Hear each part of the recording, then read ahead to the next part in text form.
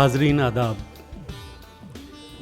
وہ آئے گھر میں ہمارے خدا کی قدرت ہے، وہ آئے گھر میں ہمارے خدا کی قدرت ہے، کبھی ہم ان کو کبھی اپنے گھر کو دیکھتے ہیں۔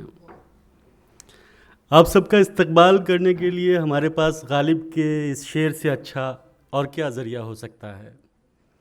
آج کی شام غالب کی شام ہے اور آپ جیسے غالب کے پرستاروں کی موجودگی میں یہ معتبر بنتی ہے۔ ہم آپ سب کا دل کی گہرائی سے استقبال کرتے ہیں اور غالب کی اس بزم میں تشریف آوری کے لیے آپ کے شکر گزار ہیں۔ پوچھتے ہیں وہ کہ غالب کون ہے، پوچھتے ہیں وہ کہ غالب کون ہے، کوئی بتلاؤ کہ ہم بتلائیں کیا۔ جی ہاں، یہی بتلانے کے لیے کہ غالب کون ہے، ہمارے درمیان آج ایسی کچھ شخصیات موجود ہیں جن کی غالب پرستی سے دنیا واقف ہے۔ یہ وہ شخصیات ہیں جنہوں نے نہ صرف غالب کو سمجھا پڑھا بلکہ غالب کی جادوئی دنیا سے ہزاروں لوگوں کو انٹروڈیوس کرانے کے لیے بہت سے قابل قدر اور یادگار کام کیے۔ ہمارے ساتھ ہیں ریختہ کے فاؤنڈر اور اردو عاشق جناب سنجیو سراف صاحب۔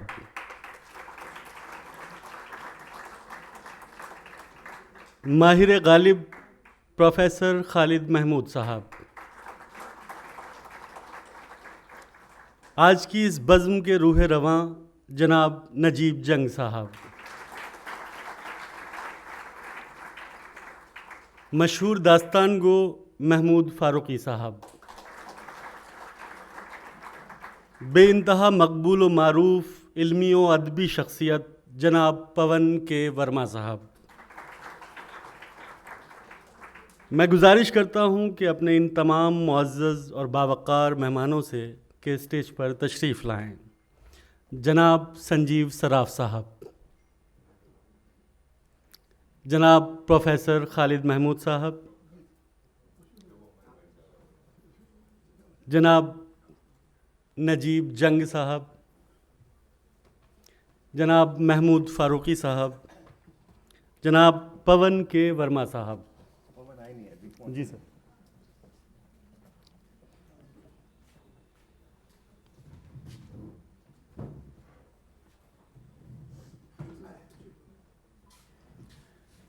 جس بزم میں ساغر ہو نہ صہبا ہو نہ خم ہو، جس بزم میں ساغر ہو نہ صہبا ہو نہ خم ہو، رندوں کو تسلی ہے کہ اس بزم میں تم ہو۔ اس سے پہلے کہ ہم غالب کی جادو نگری میں داخل ہوں، غالب پر باتیں کریں، ان کی فکر اور خیال کے روشن چراغوں سے فیض اٹھائیں، ہم چاہتے ہیں کہ اپنے مہمانوں کے حضور گلدستے پیش کر کے اپنی عقیدت کا اظہار کریں۔ میں درخواست کروں گا ریختہ ٹیم سے کہ وہ تمام معزز مہمانان کی خدمت میں گلدستے پیش کریں اور مہمانوں کا استقبال کریں۔ ریختہ ٹیم۔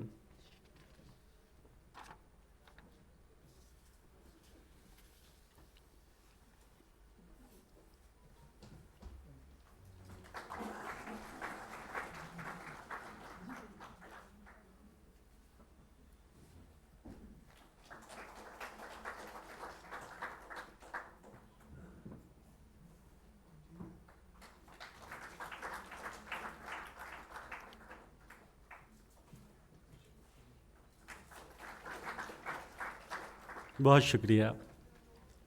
ہیں اور بھی دنیا میں سخنور بہت اچھے، ہیں اور بھی دنیا میں سخنور بہت اچھے، کہتے ہیں کہ غالب کا ہے انداز بیاں اور۔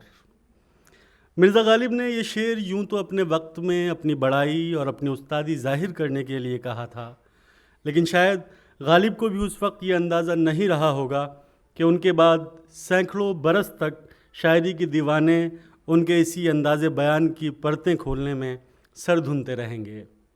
غالب کے انداز بیان میں وہ جادو بھرا تھا کہ ان کا کلام کسی علاقے، کسی ایک زبان، کسی ایک ملک تک محدود نہ رہا، بلکہ غالب دنیا بھر میں ادب پڑھنے والوں کے لیے ہندوستانی شاعری کی ایک طاقتور آواز بن کر سامنے آئے۔ ان پر ہزاروں کتابیں لکھی گئیں، دنیا کی بے شمار زبانوں میں ان کی شاعری کو ٹرانسلیٹ کیا گیا۔ غالب ہر دل کی آواز اور ہر روح کا ساز بن گئے۔ ہوگا کوئی ایسا بھی کہ غالب کو نہ جانے، ہوگا کوئی ایسا بھی کہ غالب کو نہ جانے، شاعر تو وہ اچھا ہے پر بدنام بہت ہے۔ آج بھلا کون ہے جو غالب کو نہ جانتا ہو؟ زندگی کا کوئی بھی لمحہ ہو، کوئی بھی احساس ہو، کوئی بھی موقع ہو، غالب کا کوئی نہ کوئی شعر اس لمحے کے لیے ہمارے سامنے آ کھڑا ہوتا ہے۔ صرف اردو ہی کیا، ہندوستان بھر کے پوئٹک ٹریڈیشن میں غالب ایک ایسا واقعہ بن کر نمودار ہوئے جو کبھی فراموش نہیں کیا جا سکتا۔ وہ ایک ایسی تجلی تھے جس کی چمک کبھی مان نہ پڑ سکی۔ آج پھر وہ دن ہے جب غالب کے کلام اور ان کی شخصیت کی تجلی نے ایک اور شخص کو اپنا گرفتار بنا لیا ہے۔ میری مناد ہے جناب نجیب جنگ صاحب سے۔ آج کی یہ محفل بھی جناب نجیب جنگ صاحب کی غالب سے محبت کی نظر ہے۔ نجیب جنگ صاحب یوں تو ایک ایسی شخصیت کے مالک ہیں جس کے ہزار پہلو ہیں، انگنت رنگ ہیں، لیکن ایک رنگ جو شاید ان کے چاہنے والوں سے اب تک پوشیدہ تھا، وہ ان کا اردو شاعری اور غالب سے بے پناہ عشق ہے۔ غالب کے دیوان کا انگریزی ترجمہ، جس کی رونمائی کے لیے آج ہم سب یہاں جمع ہوئے ہیں، اسی عشق کی زندہ مثال ہے۔ اب میں بنا کسی تاخیر کے اپنے تمام معزز مہمانوں سے باضابطہ طور پر کتاب لانچ کرنے کی گزارش کرتا ہوں۔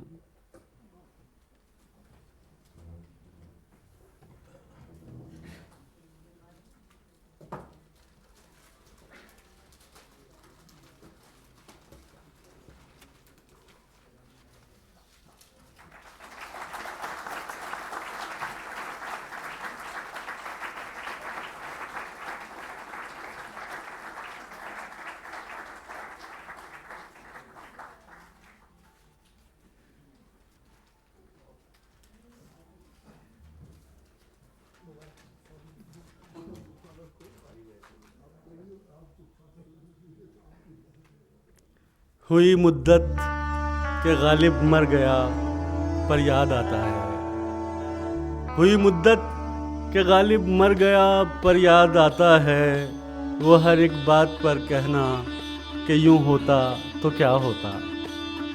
آئیے اب چلتے ہیں غالب کی اس جادو نگری میں جو انگنت طلسمات سے بھری ہوئی ہے اور جس کے گرفتار شاید ہم سب ہیں۔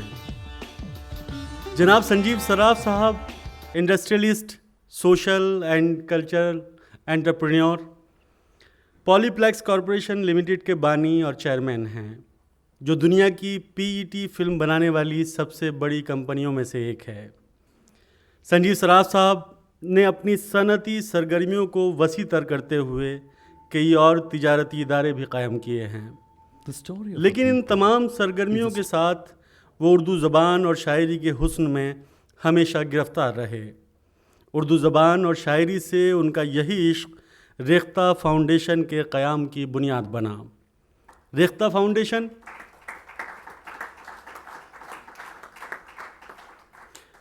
فاؤنڈیشن آج اردو زبان و ادب اور مشترکہ کلچر کے فروغ کا سب سے بڑا ادارہ ہے۔ اس کی ویب سائٹ rekhta.org پر روزانہ لاکھوں علم و ادب کے دیوانے اپنی پیاس بجھاتے ہیں۔ سنجیو سراف صاحب کے اردو پریم کی تازہ مثال حال ہی میں شائع ان کی کتاب نوائے سروش وائس فرام بیونڈ بھی ہے۔ یہ کتاب دلی کے عظیم شاعروں کے کلام کے انگریزی ٹرانسلیشن اور انٹروڈکشن پر مشتمل ہے۔ اس سے پہلے کہ وہ ہم سے مخاطب ہوں، میں ریختہ ٹیم سے درخواست کرتا ہوں کہ وہ ریختہ کے تعارف پر مشتمل ویڈیو پلے کریں۔ The story of a people is the story of their language, of their poetry, of their history, of the spring in their long steps across time. Language, the mirror of any civilization, the river that holds its sacred tales in reverence, the metaphor of its heritage. Urdu's journey through ages is a unique saga of love and life, of life coming a full circle, and the undying love of its many patrons. For Urdu is more than a language. In its full glory, it's a heritage. In its smallest avatar, it's a mood. And as someone wisely said, it's an endearment for a lifetime.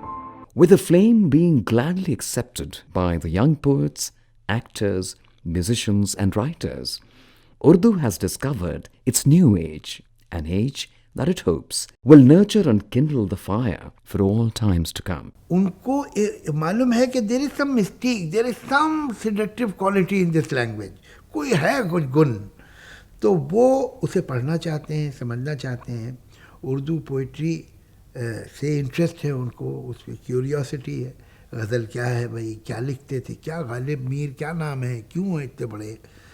ये सारी facility जो है और ये knowledge बड़ी आसानी से जो नॉन उर्दू स्पीकिंग लोग हैं और नॉन उर्दू रीडिंग लोग हैं उन तक रेख्ता पहुंचा देता.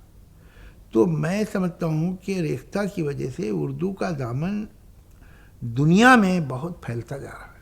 However, it is the celebration of the language in the annual festival of Jashn-e-Rekhta that has made the language the cynosure of all eyes again. A festival that's become a carnival of the art and culture associated with Urdu, attracting over 1 lakh of viewers and numerous artists aspiring to do their bit. Urdu, in Rekhta's steady hands, has moved over from walking nimble steps and has begun taking giant strides again. The vision of a man, the passion of a team, and the love of its millions of patrons has allowed the language to take firm roots in its soil. Years from now, the story of its revival shall be remembered and spoken of, and perhaps recited in the couplet of a nostalgic poet.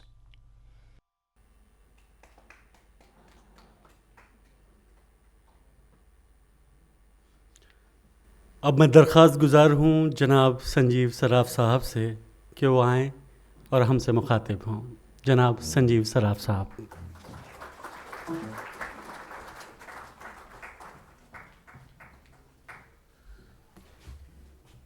Good evening to you all. Najib Sahab has placed me in a very awkward situation today.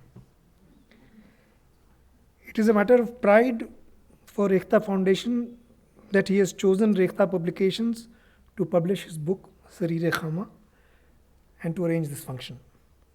Despite my repeated requests to him, he has insisted on bestowing me on the further honor of joining his Ustad Khalid Mahmood Sahab for release of this book. This is a labor of love for Najib Sahab, who has been working on the book for the past many, many years.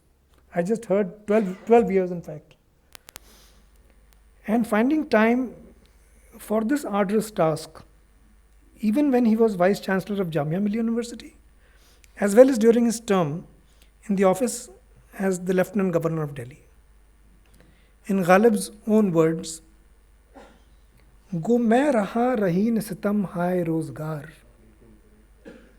Go main raha rahi ne sitam hai rozgar, lekin tere khayal se ghafil nahi raha."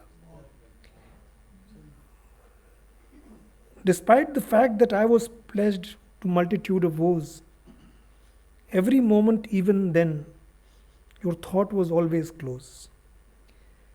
This love for Ghalib, this love for Urdu Shairi is what brings us all here today.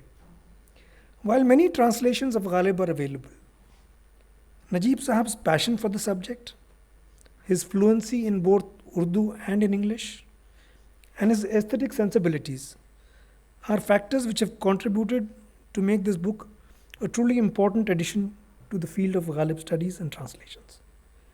I congratulate him on this outstanding accomplishment.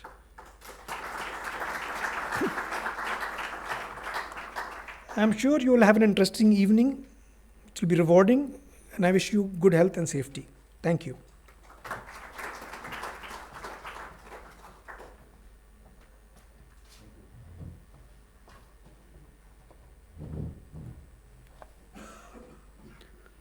ابھی آپ سماعت کر رہے تھے محترم جناب سنجیو سراف صاحب کو. اب میں درخواست کرتا ہوں پروفیسر خالد محمود صاحب سے کہ وہ اپنے خیالات کا اظہار کریں. پروفیسر خالد محمود صاحب ادبی دنیا میں ممتاز شاعر، ادیب اور کرٹک کے طور پر جانے جاتے ہیں. وہ لمبے وقت تک جامعہ ملیہ اسلامیہ میں اردو ادب کے استاد رہے. دلی اردو اکادمی کے وائس چیئرمین کی حیثیت سے بھی انہوں نے خدمات انجام دیں. ان کی 2 درجن سے زائد کتابیں پبلش ہو چکی ہیں اور کئی اہم ایوارڈ سے انہیں نوازا جا چکا ہے. میں درخواست گزار ہوں کہ وہ آئیں اور ہم سے خطاب کریں.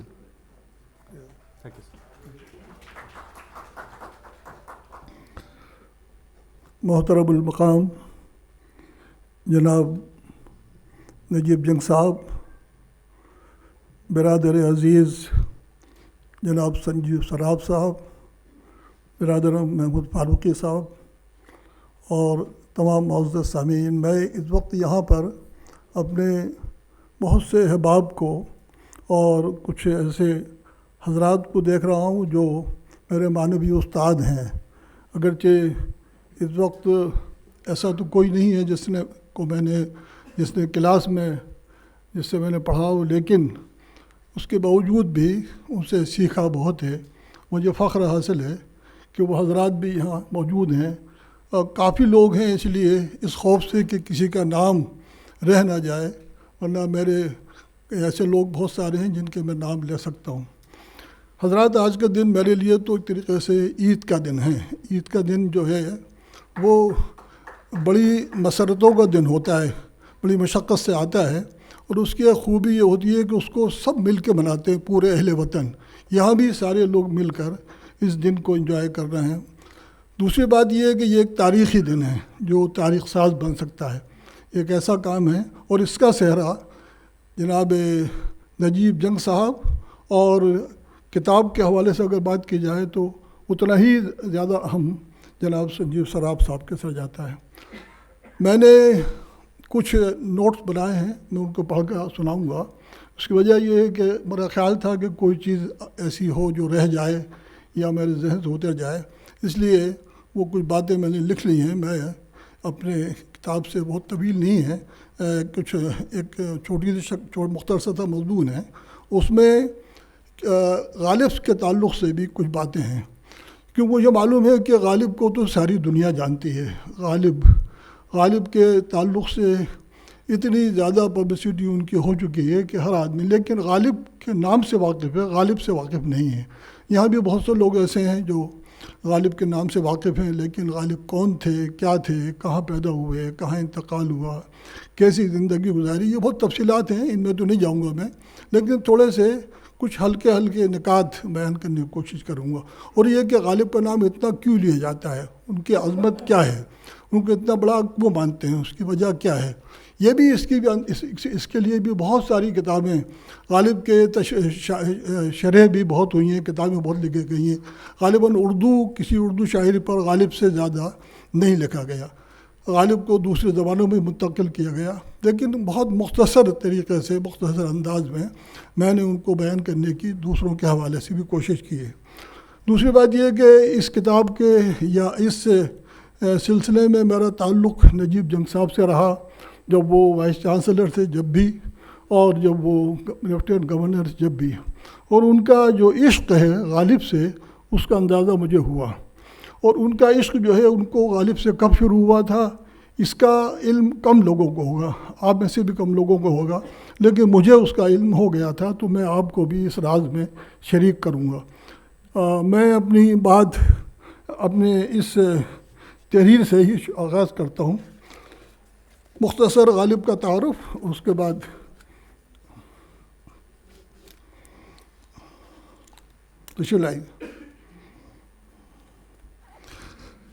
مرزا اسد اللہ خان غالب 1796 کو آگرہ میں پیدا ہوئے اور 1869 میں دلی میں وفات پائی.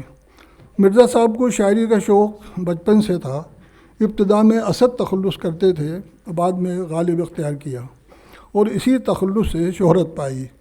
نوجوانی میں آگرہ سے دہلی منتقل ہو گئے تھے.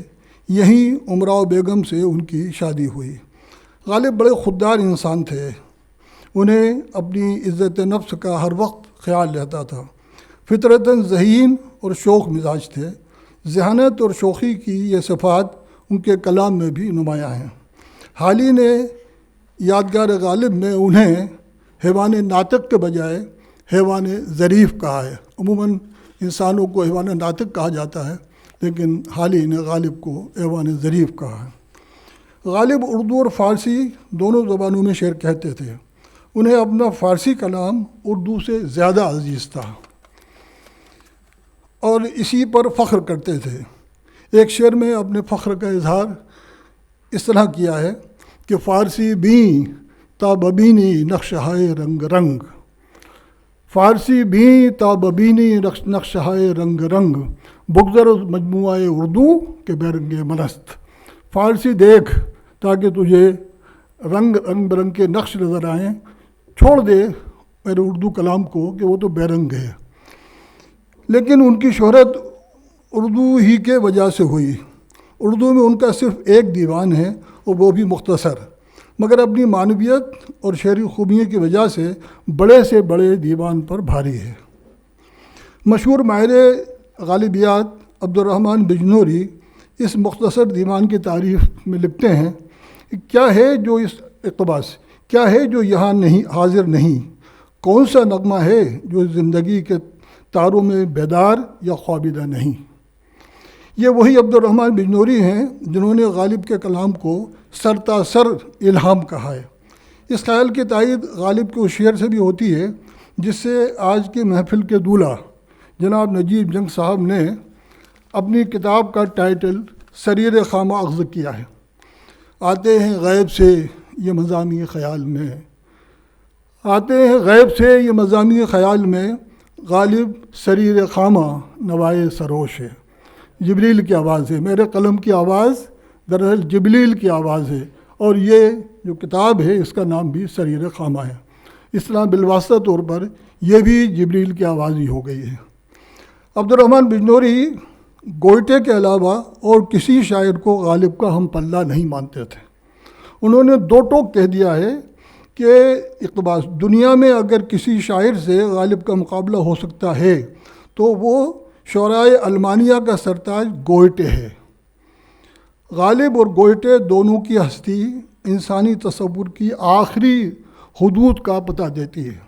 اسی کے ساتھ بجنوری نے یہ فیصلہ بھی صادر کر دیا ہے، بجنوری کا یہ جملہ ہے کہ شاعری کا دونوں پر خاتمہ ہو گیا ہے، گوئٹے اور غالب پر شاعری کا خاتمہ ہو گیا ہے، اب بس اس کے بعد کوئی شاعری نہیں کر سکتا، یہ مطلب ہے اس کا، شاعری کا دونوں پر خاتمہ ہو گیا ہے۔ اپنے دعوے کو ثابت کرنے کے لیے بجنوری نے انگریزی کے بڑے شاعروں سے فرداً غالب کا موازنہ کیا اور پھر غالب کو ان سب سے بہتر اور برتر کرنے کی کوشش کی۔ یہ ساری بحثیں عبدالرحمن بجنوری کی مشہور زمانہ کتاب محاسن کلام غالب میں موجود ہیں۔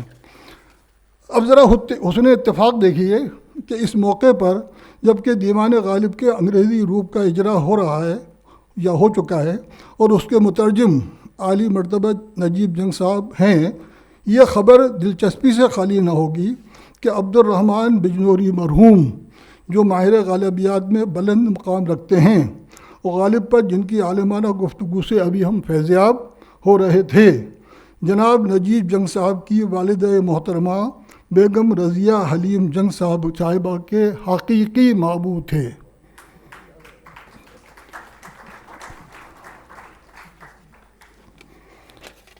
غالب کی زندگی دو انتہاؤں کے درمیان گزری ہے، خود اور ان کے عہد میں انہیں مشکل پسند کہا گیا ہے اور خود انہیں محمل گو کہہ کر پکارا گیا۔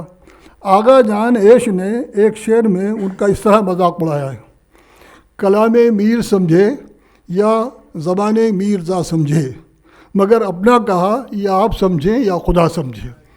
تو یہ کلام میر سمجھے یا زبان میرزا سمجھے، میرزا سے مراد سودا ہے، مگر اپنا کہا مگر ان کا کہا یہ آپ سمجھیں یا خدا سمجھے۔ غالب نے ان اعتراضات کے جواب میں صاف کہہ دیا کہ نہ ستائش کی تمنا نہ صلے کی پرواہ، گر نہیں ہے میرے اشعار میں معنی نہ صحیح، نہ ستائش کی تمنا نہ صلے کی پرواہ، گر نہیں ہے میرے اشعار میں معنی نہ صحیح. اور پھر یہ حرف آخر کہہ کر بات ختم کر دی. ہوں گرمی نشاط تصور سے نغمہ سنج، ہوں گرمی نشاط تصور سے نغمہ سنج، میں اندلیب گلشن ناآفریدہ ہوں. یعنی میں اس باغ کا بلبل ہوں جو ابھی پیدا نہیں ہوا ہے، میں اسی کے تصور کی نشاط انگیز گرمی سے مسرور نغمہ سرا ہوں. میری شاعری کی داد میرے بعد آنے والے صاحب کمال سخن فہم دیں گے. غالب کی یہ پیشن گوئی 100% درست ثابت ہوئی. غالب کے بعد ان کے کلام پر 1000 زاویے سے روشنی ڈالی گئی، بے شمار شرحیں لکھی گئیں اور تفہیم و تحقیق کا لامتناہی سلسلہ شروع ہو گیا جو آج تک جاری و ساری ہے. سب سے دلچسپ بات یہ ہوئی کہ غالب کی جس مشکل پسندی کا زور شور سے نشانہ بنایا گیا تھا، سہا مجددی نے مطالب الغالب میں یہ کہہ کر اس کی ہوا نکال دی کہ اب وہ فرماتے ہیں سہا صاحب کہ غالب کے کلام کو مشکل قرار دیے جانے کا ذمہ دار غالب نہیں ہے. وہ یہ کہنا چاہتے ہیں کہ وہ تو ہم ذمہ دار ہیں، اس کے ہماری جہالت ذمہ دار ہے، ہماری لا علمی ذمہ دار ہے. غالب خود ذمہ دار نہیں ہے. غالب کے کلام کو مشکل قرار دیے جانے کا ذمہ دار غالب کا کلام نہیں ہے. غالب کے دور کی عام اردو اس کو علو تخیل، اس رفت فکر، اس وسعت مطالب، اس کمال مطابقت، اس بلاغت استعارات اور اس خاص اسلوب ادا و شیوہ بیانی سے نابلد تھی، جس کو پہلے غالب نے بکمال قدرت شاعرانہ روشناس کرایا. گویا وہی بات ہے کہ میں الزام اس کو دیتا تھا، قصور اپنا نکل آیا.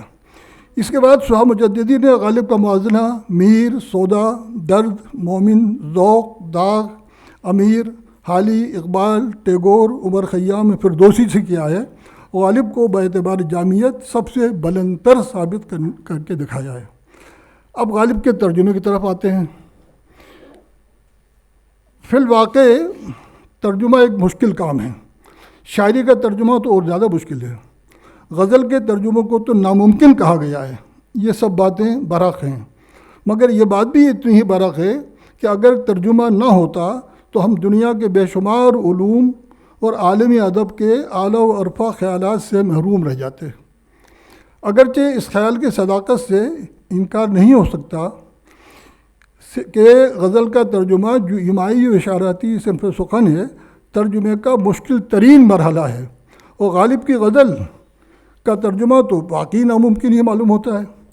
اب جسے ناممکن کو ممکن کر دکھانے کا شوق اور حوصلہ ہو، وہی اس راہ میں اپنا قدم اٹھا سکتا ہے.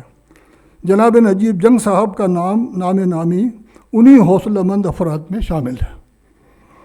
ان کا حوصلہ تو سبھی نے دیکھا ہے، انہی حوصلہ مند افراد میں شامل ہے. ان کا حوصلہ تو سبھی نے دیکھا ہے، مگر شوق بے پایاں اور غالب سے ان کے عشق کا میں چشم دید گواہ ہوں. دوران تفہیم ان کا عشق جنون کی حد تک پہنچ گیا تھا. ہم وقت غالب ہی ان کے ذہن پر سوار رہتا تھا. لوگ سمجھتے ہیں کہ میں نے انہیں غالب پڑھایا ہے. یہ ایک غلط فہمی ہے جسے پھیلانے میں خود نجیم جنگ صاحب کا بڑا ہاتھ ہے. ہاں یہ صحیح ہے کہ میں کئی برس ان کے ساتھ بیٹھ کر غالب کے اشعار پر گفتگو کرتا رہا. اس وقت بھی جب وہ جامعہ کے وائس چانسلر تھے، اور اس وقت بھی جب وہ دلی کے لیفٹیننٹ گورنر تھے. غالب ایک جینیس شاعر اور خوش طبع انسان تھے. نجیب جنگ صاحب بھی جینیس اور خوش طبع ہیں. دراصل میں دو جینیسوں کے درمیان پھنس گیا تھا. دونوں کے درمیان مشکل زبان کا پردہ پڑا ہوا تھا جسے میں نے اٹھانے کی حسب استعداد کوشش کی. آپ جانتے ہیں کہ شاعری کی زبان کا پردہ، وہ بھی غالب کی شاعری، کسی ڈکشنری سے نہیں اٹھایا جا سکتا. ڈکشنری شعر میں مستعمل لفظوں کے کچھ اور معنی بتاتی ہے اور شعر کچھ اور معنی بتاتا ہے. اس لیے مجھے اعتراف ہے کہ میں نے غالب کی جتنی شرحیں جنگ صاحب سے گفتگو کے دوران پڑھی ہیں، اس سے پہلے کبھی نہیں پڑھی تھیں. میں نے دیکھا کہ لغات کی مشکلات کا پردہ درمیان سے ہٹتے ہی غالب اور جنگ صاحب دونوں بغلگیر ہو گئے۔ اس دوران ایک اور تجربہ ہوا۔ کسی عاقل نے کہا ہے کہ کلام غالب کو سمجھنا ہو تو اسے بار بار پڑھیے، وہ آہستہ آہستہ آپ پر اپنے اسرار منکشف کر دے گا۔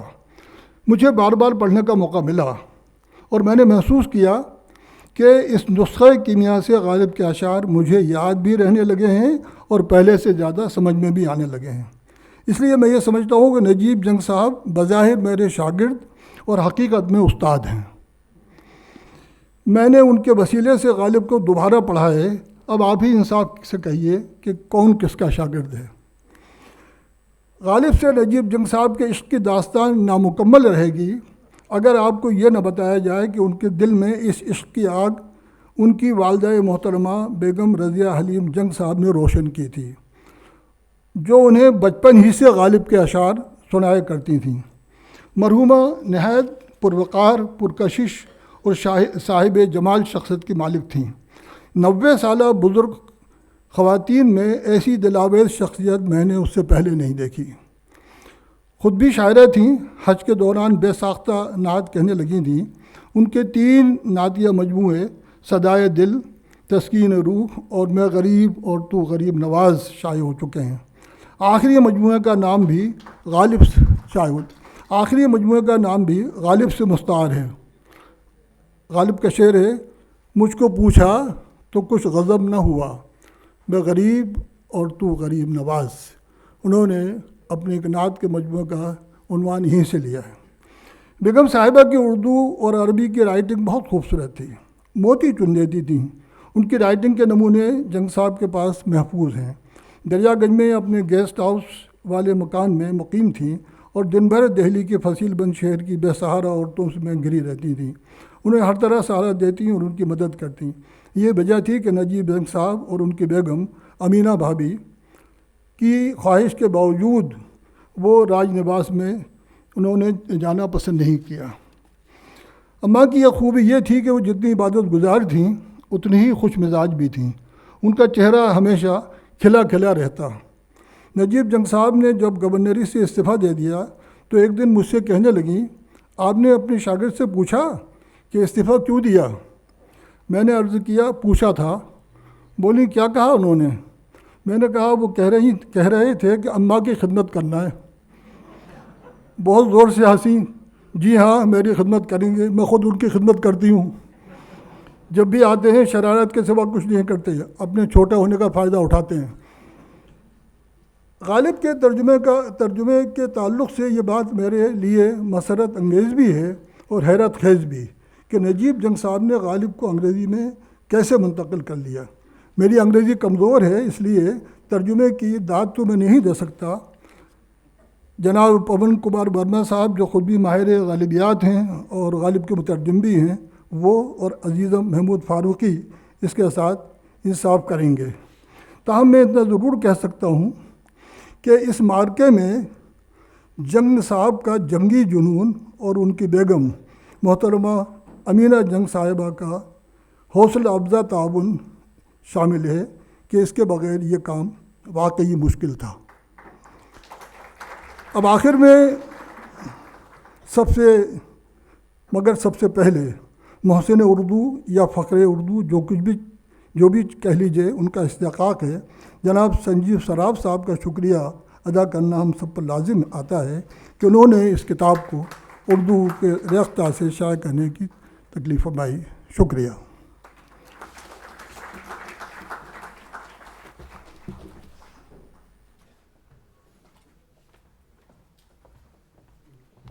شکریہ سر۔ حاضرین، جناب نجیب جنگ صاحب کی بیٹی ارسلہ جنگ صاحبہ اپنی مصروفیات کی وجہ سے یہاں تشریف نہ لا سکیں۔ وہ امریکہ میں مقیم ہیں، لیکن ہمارے لیے یہ خوشی کی بات ہے کہ ان کا ویڈیو پیغام ہمیں ملا ہے۔ نجیب جنگ صاحب کے سفر عشق کے بارے میں جاننے کے لیے ہمارے لیے اس سے بہتر کیا ہوگا کہ ہم ارسلہ جنگ صاحبہ کی زبانی کچھ سنیں۔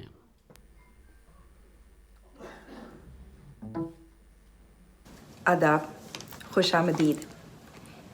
آپ میں سے کئی لوگ ہیں جو جانتے ہیں کہ میں اردو میں ماہر نہیں. آپ یہ بھی جانتے ہیں کہ میں اردو شاعری میں کوئی استاد نہیں. But what I am an expert on is the man of the moment, my father Najeeb جان. ہماری فیملی میں ایک قصہ بہت دہرایا جاتا ہے کہ چھوٹی عمر سے ابو کو بہت شاعری آتی تھی. اینڈ دا اسٹوری گوز کہ جب تک ابو 4-5 برس کے ہوئے پوری دیوان غالب منہ زبانی جانتے تھے.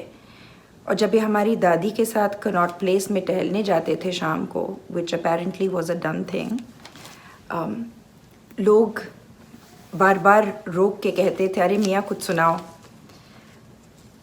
ابو کا یہ جو لائف لانگ اردو پوئٹری کے ساتھ عشق ہے, it was pass down from his mother, a poet in Hare own right.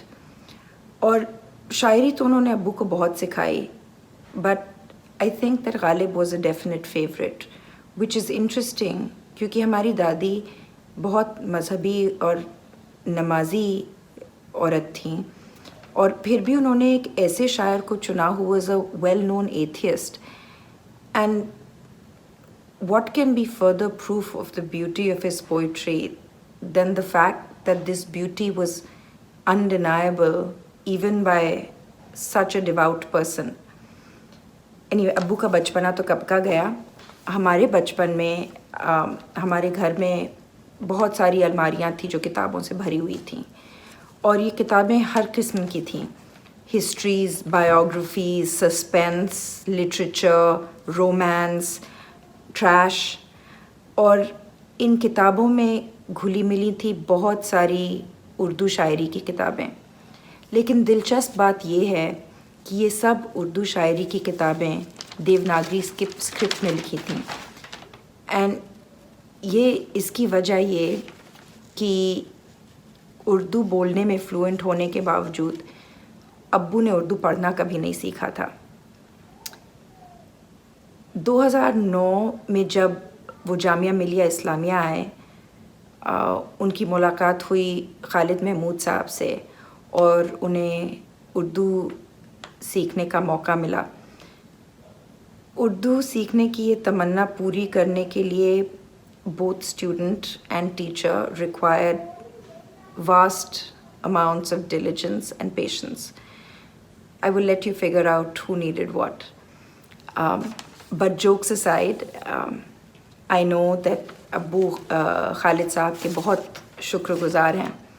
And as a person in my 40s, میں جانتی ہوں کہ ہر برس کے ساتھ کچھ نئی چیز سیکھنا کتنا مشکل ہوتا ہے. So I watched in awe as Abbu took on this task in his 60s, all the while having a full-time job that was reasonably busy and had a full work schedule. In fact, my entire life I have seen this love for learning run through everything he does. So today, while we are here celebrating a book launch, for me, this is more than that. It is the celebration of a man who is constantly challenging and reinventing himself. On my behalf, I hope you will all give a huge round of applause to my father, Najeeb Jan.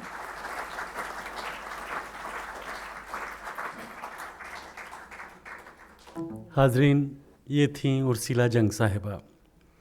اب ہمارے لیے وہ موقع ہے کہ ہم کتاب کے بارے میں صاحب کتاب کی زبان سے ہی کچھ سنیں اور جانیں کہ غالب کے کلام کی وہ کون سی لو تھی کہ وہ ایک پروانے کی طرح اس لو پر نچھاور ہو گئے اور غالب کی شاعری کا ایک نیا ترجمہ ہمارے سامنے آیا. Najeeb Jung sahab former bureaucrat, lieutenant governor of Delhi, Jamia Millia Islamia کے وائس چانسلر رہے ہیں. ان کی شخصیت کے اتنے پہلو ہیں کہ اس چھوٹے سے تعارف میں ان کا شمار مشکل ہے. آج ہمارے لیے ان کی شخصیت کے تعارف کا سب سے بڑا حوالہ تو یہی ہے کہ وہ عاشق غالب ہیں. ہم ان سے درخواست کرتے ہیں کہ وہ تشریف لائیں اور اپنے خیالات سے نوازیں. جناب نجیب جنگ صاحب.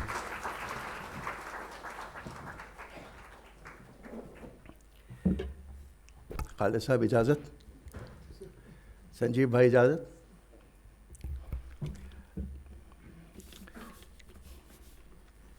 First, I must thank all of you who have honored me by being here this evening. I fully understand how difficult it is, at least mentally, to be here during these days of the fear of Mr. COVID.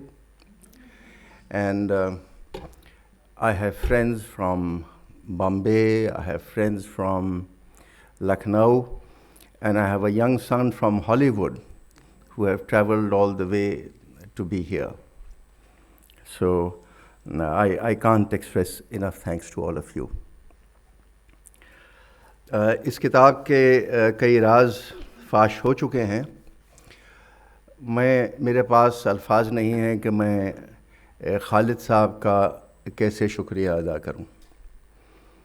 یہ ہمارے استاد ہیں جنہوں نے قریب 7-8 سال میرے ساتھ لگ کے روزانہ غالب پہ کام کیا ہے.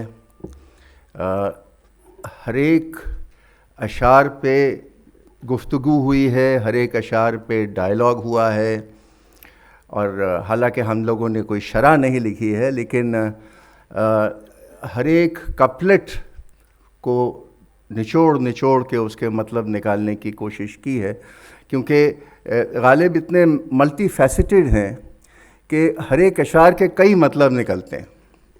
اور انگریزی لینگویج کی, ویسٹرن لینگویج کی وہ لمیٹیشن ہے کہ میں اس الفاظ کو کس ڈھنگ میں اس کا ترجمہ کروں. تو اس میں ہمارا بہت وقت لگا, اور اگر یہ خالد صاحب کی ایک بے لوث لگن نہ ہوتی تو یہ ممکن نہیں ہوتا, کیونکہ آج کے زمانے میں میں سمجھتا ہوں یہ ممکن نہیں کہ کوئی شخص ہر روز 2 گھنٹے 2.5 گھنٹے 6-7 سال ایک اپنے شاگرد کے ساتھ لگائے اور ان کو پڑھائے اور سمجھائے, اور ایک ایسا کمپلیکس سبجیکٹ پڑھائے جس میں ان کو بہت محنت لگی. میری دوسری شکریہ سنجیو سراف صاحب کے لیے ہے. انہوں نے اردو زبان کے لیے جو پوسٹ انڈیپینڈنس انڈیا میں کام کیا ہے وہ کسی نے نہیں کیا, اور اگر ان کی جتنی بھی ہندوستان میں شہرت ہو وہ اس وقت کم ہے, لیکن میرے پہ ان کے احسان یوں ہیں کہ کئی سال انہوں نے مجھے ریختہ کے اینیول فنکشن میں مدعو کیا, اور وہاں میں نے غالب پڑھا, جس سے میری بھی حوصلہ افزائی ہوئی اور ایک کانفیڈنس بڑھا کہ میں غالب کو سمجھ سکتا ہوں اور پڑھ سکتا ہوں. اور سب سے دلچسپ بات یہ ہے کہ پچھلی دسمبر میں جب یہ کتاب مکمل ہو رہی تھی, ہم لوگ نیو یارک میں تھے 3-4 مہینے کے لیے, اور سنجیو بھی وہاں تھے, اور ایک شام دسمبر کی, میرے خیال -2 ٹیمپریچر رہا ہوگا, کہ انہوں نے کہا کہ آئیے میرے ساتھ کھانا کھائیے. اور ریسٹورانٹس بند تھے, کووڈ کا زمانہ تھا, تو ہم لوگ فٹ پاتھ پہ ایک ریسٹوران میں تھے, لیکن ان کا جلوہ نیو یارک میں بھی چلتا ہے, تو وہاں ایک ہمارے لیے بڑے 2 الاؤ لگائے گئے اور فٹ پاتھ پہ کھانا ہوا. تو میں نے ان کو اپنی یہ تکلیف یا سمسیا ظاہر کی کہ کتاب تو ہو گئی لیکن اسے چھاپے گا کون, کیونکہ میں نہیں سمجھتا کہ یہ بڑی جو انگلش کی پبلشنگ ہاؤسز ہیں وہ اس کی نزاکت بھی سمجھیں گی. اردو تو ایک پڑھتے نہیں آج کل لوگ, اس میں ایڈیٹر کون ملے گا, اس کو چھاپے گا کون. اور انہوں نے بے ساختہ 1 سیکنڈ میں کہا کہ نہیں, ہم چھاپیں گے, اور اتنی خوبصورت کتاب انہوں نے چھاپی ہے کہ I and my family will be always grateful to him.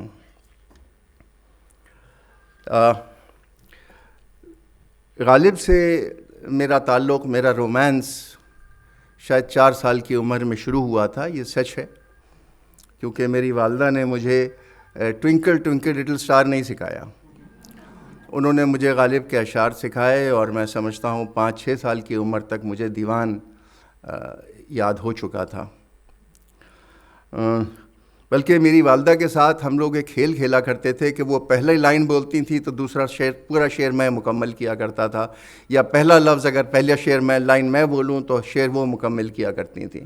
تو یہ ہمارے اور ان کے بیچ میں کھیل بہت سالوں چلا, اور اس زمانے میں نہ صرف غالب بلکہ اقبال اور کئی اور شاعر انہوں نے مجھے یاد دلا دیے تھے.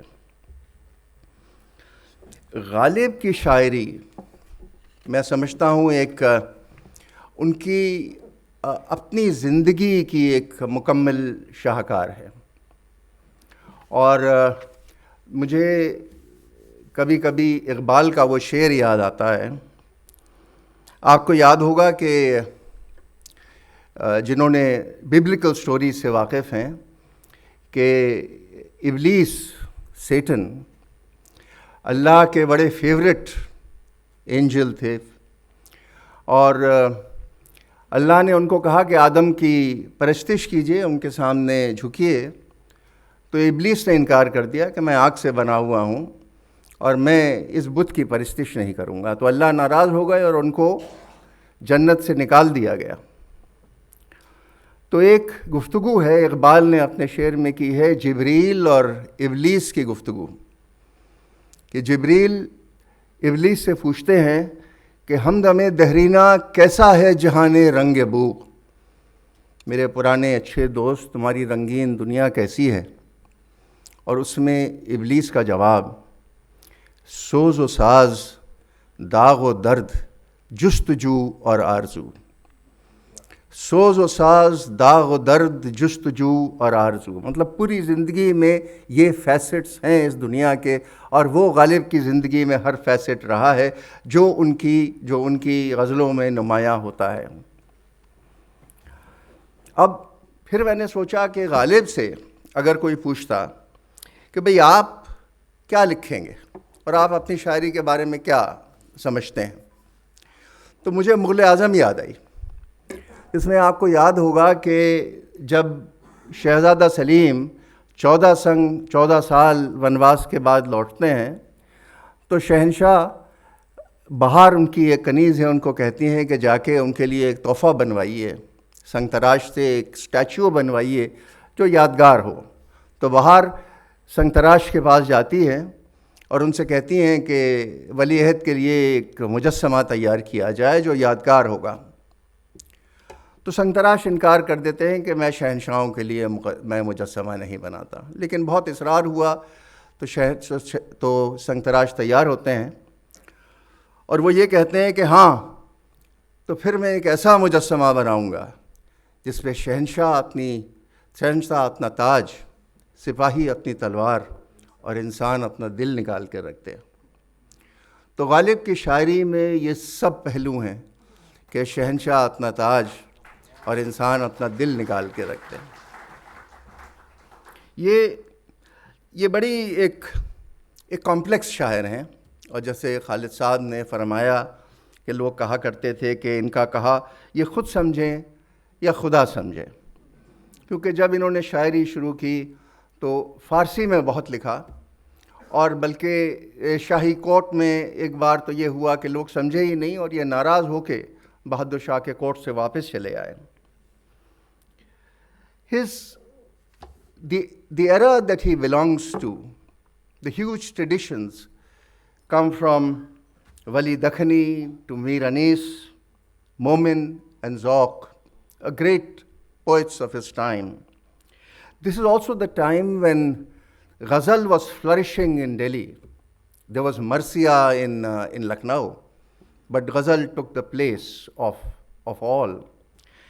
And so this gentleman wrote poetry that hides layers upon layers of complex meanings. And reading the master, one disengages with mundane life, and you enter a realm of exquisite beauty, of romance, coquetry, imagination, godliness, mysticism. I don't have enough adjectives to explain what you go through when you read this Ghalib.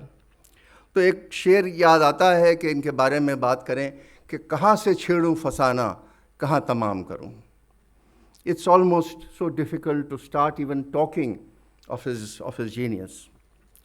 He has been critiqued the maximum, I think, compared to any poet, not only in Urdu but in the entire world. خالد صاحب نے شرح کا ذکر کیا which is critiquing of the master. 100 سے زیادہ شرح ہیں جو غالب کے اشعاروں پہ اور غزلوں پہ کی گئی ہیں. We have the works of Dr. Bijnori, نظم طباطبائی, بے خود دہلوی, حضرت موہانی, وارث کرمانی, گوپی چند نارنگ, ڈاکٹر اسرار رضا, اور ہمارے پاس بیٹھے ہیں یہ محمود, ان کے بڑے بابا شمس الرحمان Farooqui, perhaps the last great man of Urdu literature of the 20th and 21st century. And as Khalid Saab says کہ ڈاکٹر بجنوری نے تو ان کو ایک عجیب اور غریب پیڈسٹل پہ رکھا ہے, کیونکہ ڈاکٹر بجنوری کہتے ہیں کہ ہندوستان میں 2 الہامی کتابیں نازل ہوئی ہیں. There are 2 divine books that have been bestowed on India. ایک مقدس وید اور دوسری دیوان غالب, the holy Vedas and the دیوان غالب. اور یہ خیر خالد صاحب نے راز بھی بتا دیا کہ ڈاکٹر بجنوری ہمارے نانا تھے, تو اس لیے ہمارے لیے اور بھی غالب سے ایک پراکسیمیٹی ہے. In his own words, there is enormous conceit in the man of what he thinks of himself. And there is a Persian couplet in which he writes that if poetry can be treated as a divine benediction, then my divan is a divine book. But in his earlier verses, there is a very heavy composition of Farsi, and that makes it difficult to understand. And I was going through much literature, and I read the classical critic called Abri, who has written much on Rumi and Khayyam, and Abri on Ghalib writes that Ghalib is playing an intellectual game, puzzling the reader in the labyrinth of tortuous inventiveness. And for this reason, it's almost impossible to adequately translate his verses in a Western language. Of course, like we said in later years, circumstance forced him to take into simpler language. He says in Farsi, "Taz as ke sarmast sukan khwad shudan, li mai ke qahat kharidari kuhan khwad shudan." The translation of the Farsi couplet says, "The vintage wine of my verse will gain its maturity because of the famine of customers, but the ones who taste it in the future will surely get the benefit of aging and thus receive rare flavor and pleasure." And in today's discordant world, Ghalib's dialectical discourse and his openness to all and his quest for human dignity assumes far greater importance. He has rejected ritualism, he rejects dogma, and opens a new world of that time to modern thought and iconoclasm. بندگی میں بھی وہ آزادہ و خود بھی ہیں کہ ہم الٹے پھر آئے در کعبہ کے واہ نہ ہوا. Even in bondage, I was so free and liberated that I turned back from the Kaaba if his door was shut. He says that I am the direct disciple of God and his providence's blessings, and that with the sharpness of the jewel of my creativity I chisel and bring out the deep darkness and the bright shining daylight. In his own words, and that popular couplet, آتے ہیں غیب سے یہ مضامی خیال میں, غارب سریر خانمہ نوائے سروش ہے. My thoughts come from the divine, and the sound of my pen is like the whisper of Gabriel. That is the confidence and the pride of what he writes. And a wonderful couplet that Khalid Saab and I enjoyed and debated time and again to find the correct meaning, and I still don't know if we've done justice to it. میں عدم سے بھی پرے ہوں, میں عدم سے بھی پرے ہوں ورنہ غافل بارہا, میری آہ آتشی سے بال عنقا جل گیا. I am beyond the state of existence Else, O ignorant person, my fiery sigh would burn even the feather of a non-existent bird. So you can't imagine how deep the thinking is. His understanding of man, he lays you naked absolutely that what man is. کہ بس کے دشوار ہے ہر کام کا آساں ہونا, آدمی کو بھی میسر نہیں انسان ہونا. بس کے دشوار ہے ہر کام کا آساں ہونا, آدمی کو بھی میسر نہیں انسان ہونا. But through his work, we note an effort to establish a dialectical relationship between life and death, and indeed, God's creation of man. نہ تھا کچھ تو خدا تھا, کچھ نہ ہوتا تو خدا ہوتا. ڈبویا مجھ کو ہونے نے, نہ ہوتا میں تو کیا ہوتا. This is something rare which you can't absolutely see in among normal poets. I have not seen in all the poetry that I have read in life. In a recent WhatsApp that I saw of Nasiruddin Shah, he says کہ غالب اور اللہ میں ایک عجیب بے تکلفی تھی. And which is true. وہ کہتے ہیں کہ ہم کو معلوم ہے جنت کی حقیقت, لیکن دل کے خوش رکھنے کو غالب یہ خیال اچھا ہے. So he challenges God, he challenges his own way. And as a philosopher, he transcends time and cultures, and he wishes to travel in endless space of his own mind, where wants and wishes do not end. ہزاروں خواہشیں ایسی کہ ہر خواہش پہ دم نکلے. بہت نکلے میرے ارمان, لیکن پھر بھی کم نکلے. The desires of man, ہزاروں خواہشیں ایسی کہ ہر خواہش پہ دم نکلے. بہت نکلے میرے ارمان, لیکن پھر بھی کم نکلے. Just see his death. ہیں غیب و غیب جس کو سمجھتے ہیں ہم شہود. ہیں غیب و غیب جس کو سمجھتے ہیں ہم شہود. ہیں خواب میں ہنوز جو جاگے ہیں خواب میں. The mystery of mysteries that we witness is a dream. And for those who are awakened, this is the world of their dreams. On one side, there is wine, there is romance, there is hope. On the other side, there are tensions between life and death. منحصر مرنے پہ ہو جس کی امید, نا امید اس کی دیکھا چاہیے. Think of the one who has put all his hopes on dying. His disappointment is worth seeing. And the fearlessness of death, he is not afraid of death. It is much like Mansoor Hallaj and Sufi Sarmad, کہ مقتل کو کس نشاد سے جاتا ہوں میں کہ ہے پرگل خیال زخم سے دامن نگاہ کا. I go to the scaffold with a smile on my face, that it's as if flowers are falling in my arms, that I welcome death.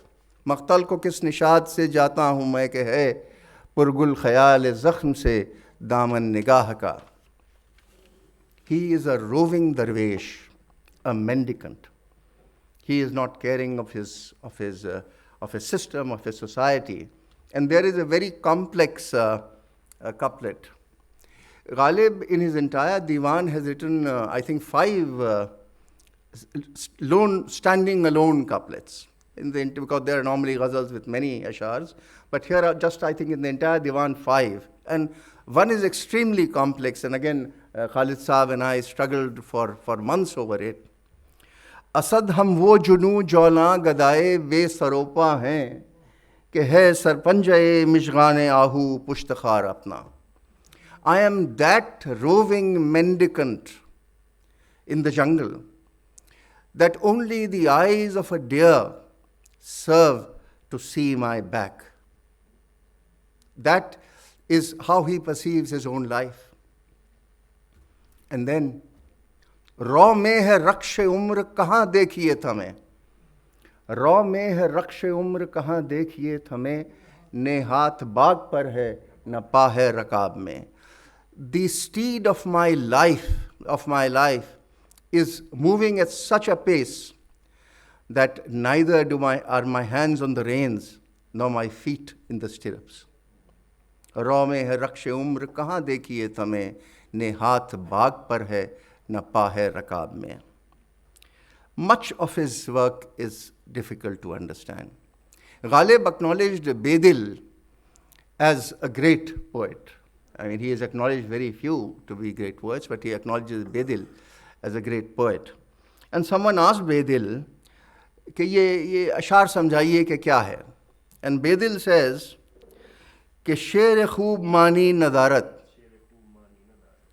It means that a good couplet has no meaning, or a good couplet's meaning has meaning that can't be conveyed by ordinary language.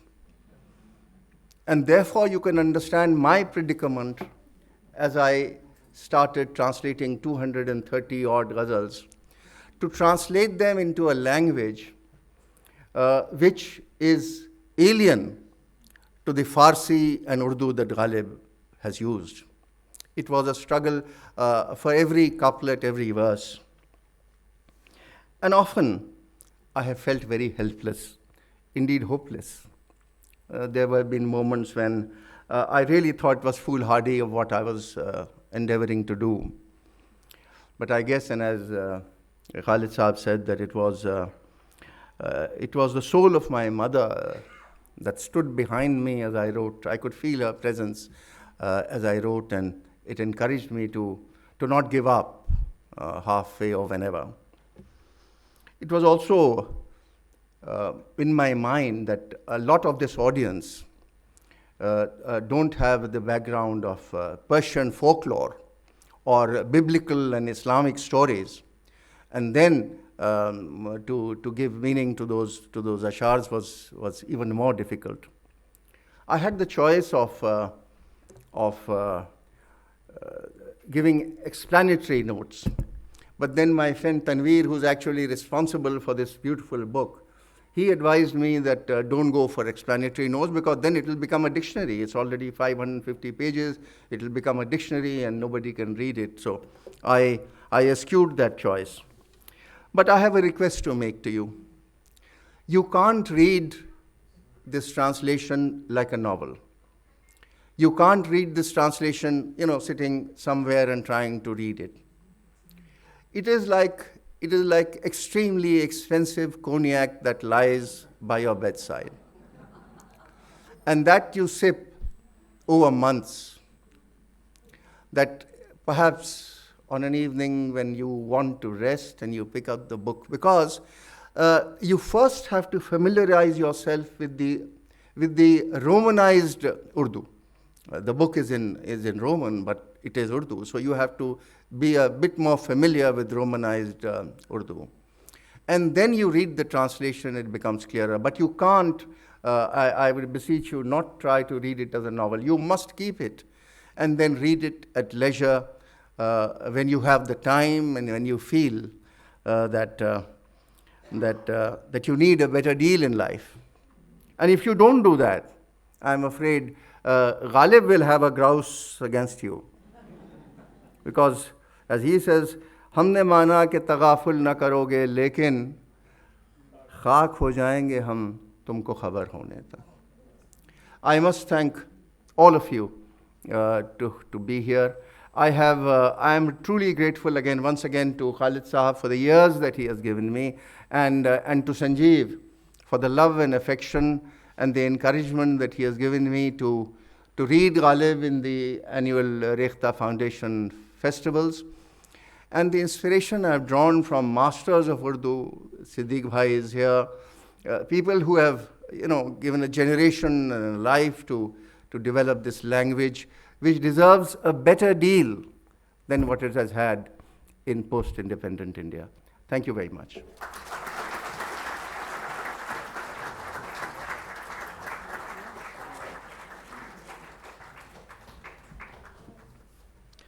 Thank you so much sir.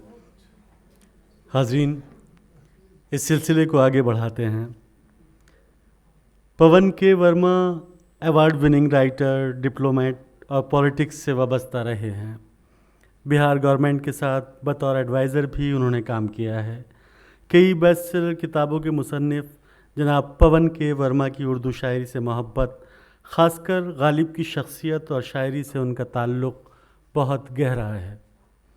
ان کی کتاب غالب دا مین the times لمبے عرصے سے غالب کے چاہنے والوں کے لیے بہت مقبول کتاب رہی ہے۔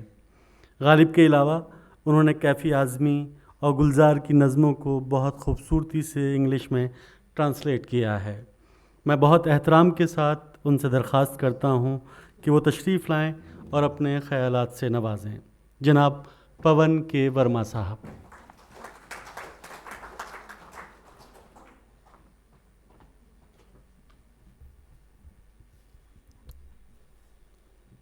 نجیب بھائی، خالد صاحب، سنجیو بھائی،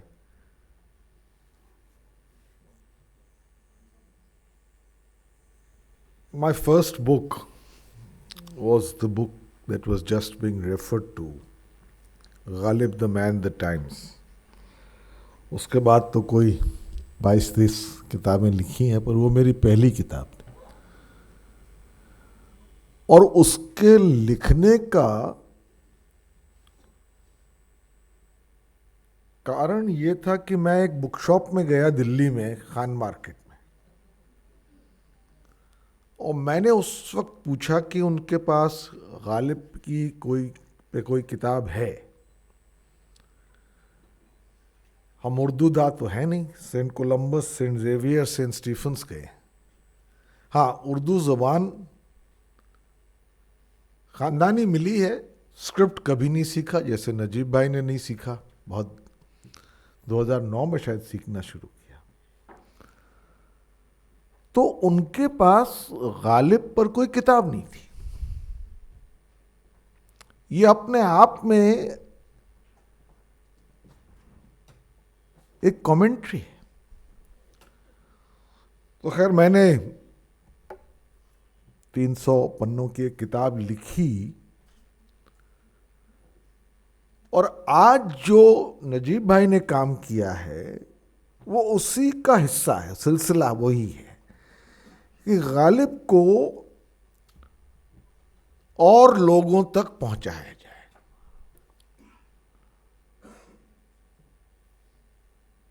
یہ مشکل کام ہے، it's a difficult job, because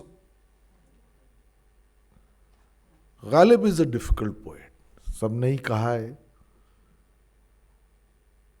He is a complex poet where meanings are very layered. Translation is a difficult business. Someone said that it's like transferring perfume from one bottle to another. However much you try, some of the perfume will evaporate. But nevertheless, it's a compulsion, because there is so much beauty, so much wisdom, so much insight, so much perception, so much thought compressed into what's been written in one language, that we need for more people to know about it, even if they don't know that language. But he writes, Dil nada tujhe hua kya hai, that's easy to translate. He also writes, گلا ہے شوق کو دل میں بھی تنگ یہ جا کا، گوہر میں محو ہوا اضطراب دریا کا۔ اب it's not an ordinary line. Desire regrets that the heart also can no more space apportion. گلا ہے شوق کو دل میں بھی تنگ یہ جا کا، گوہر میں محو ہوا اضطراب دریا کا۔ In one pearl is interred the restlessness of the ocean. The point is that what Najib has attempted is a big task. ہے پرتو خور کو شبنم، ہے پرتو خور سے شبنم کو فنا کی تعلیم، میں بھی ہوں ایک عنایت کی نظر ہونے تک۔ اب یہ مشکل شعر ہے۔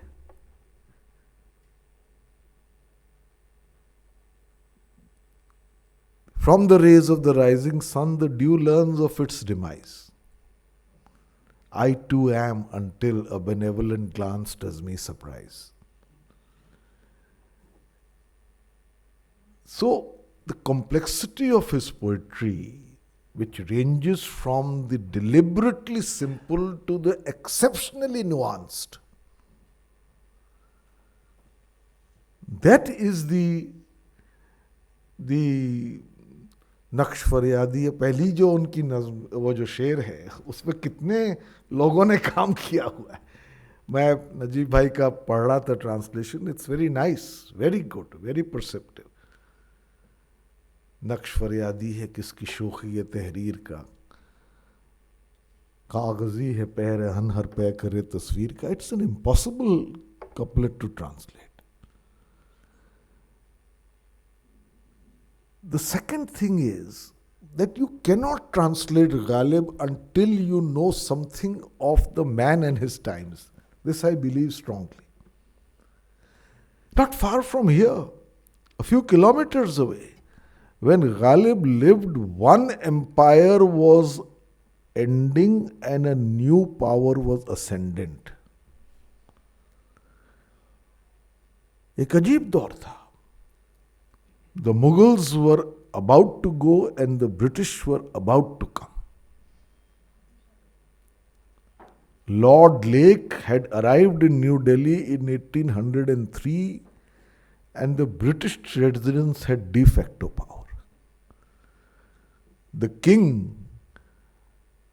جو اس وقت کا ڈوگرل تھا, از دلی تے پالم بادشاہت شاہ عالم, لال قلعے تک ان کی حکومت تھی.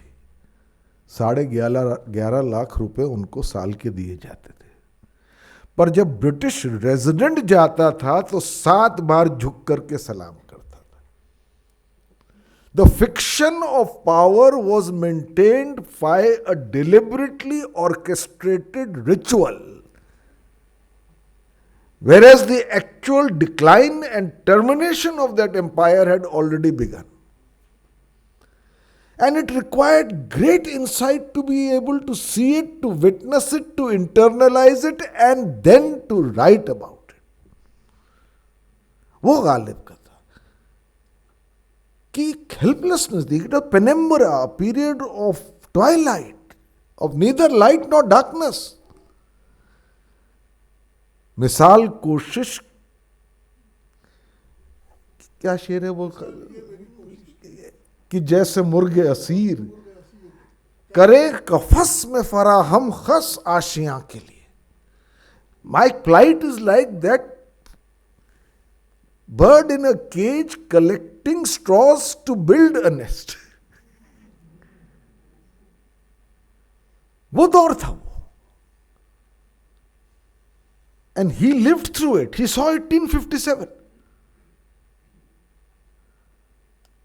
تو جو نجیب بھائی کا رشتہ رہا ہے پرانی دلی سے, somewhere apart from the love of Ghalib which he took as part of his inheritance, وہ بھی تھا. You have to understand the eclectic Sufi ethos of that age. نہ تھا کچھ تو خدا تھا. ایک طرف تو وہ یہ لکھتے ہیں, the complete, to my mind, he's a Sufi mystic. And the ability to poke fun at the established religious establishment. زمزم پھینپے چھوڑو مجھے کیا طوف حرم سے, آلودہ میں جامع احرام بہت ہے. ہمت چاہیے to be able to say it. So what period he lived through, in my view, is very important, and there is something of that period today. بات پر وہاں زبان کٹتی ہے, وہ کہے اور سنا کرے کوئی. تو اس لیے میں سمجھتا ہوں کہ this kind of work where we once again revive not a language, not a poet, but a تہذیب, یہ ضروری ہے. اور یہ اس کام میں نجیب جی نے بڑا کنٹریبیوشن کیا ہے. ہم سب آپ کے शुक्र गुजार हैं, संजीव जी के शुक्र गुजार हैं. But I wish the book very well. Thank you so much.